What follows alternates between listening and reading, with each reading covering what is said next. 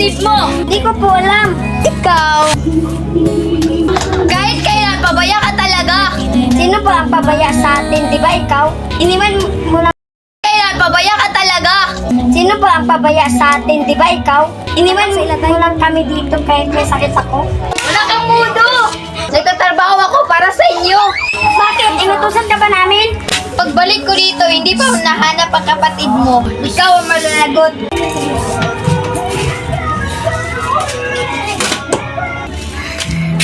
Masakit, bate! Ano mangyari dun? Masakit kasi ang sampal niya. Uy, nawawala si Ann. Hayaan mo, nagtatampo lang.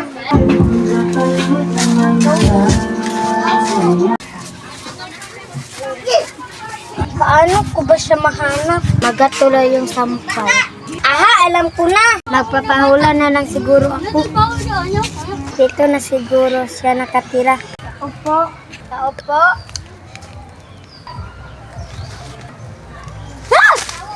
Bakit ka nandito? Kasi po, Siguro magpapahula ka, no? alam mo na pala, nagtanong ka pa. Hindi siya namatay. Nandun siya sa malaking baliti. Ang galing. Ha? Bakit nawala?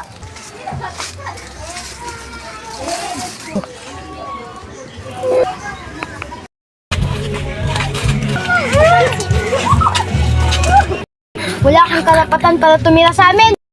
Biktima kami. Kaya nang bibiktima. Tulungan niyo ako.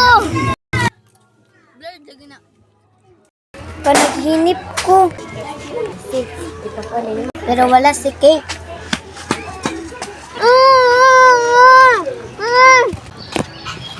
Matanda, mambabarang, lumabas ka, manloloko. Nasa akin ang lahat, pero ikaw ang tanga. Tanga ako, manloloko ka. Pinakalimutan mo kasi ang red ball para makita ang multo. Maraming salamat. Kate?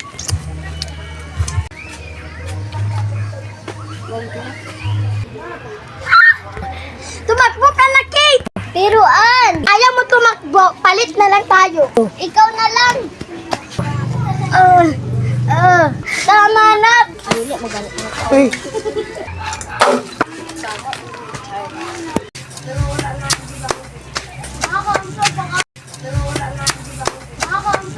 Parang may mali.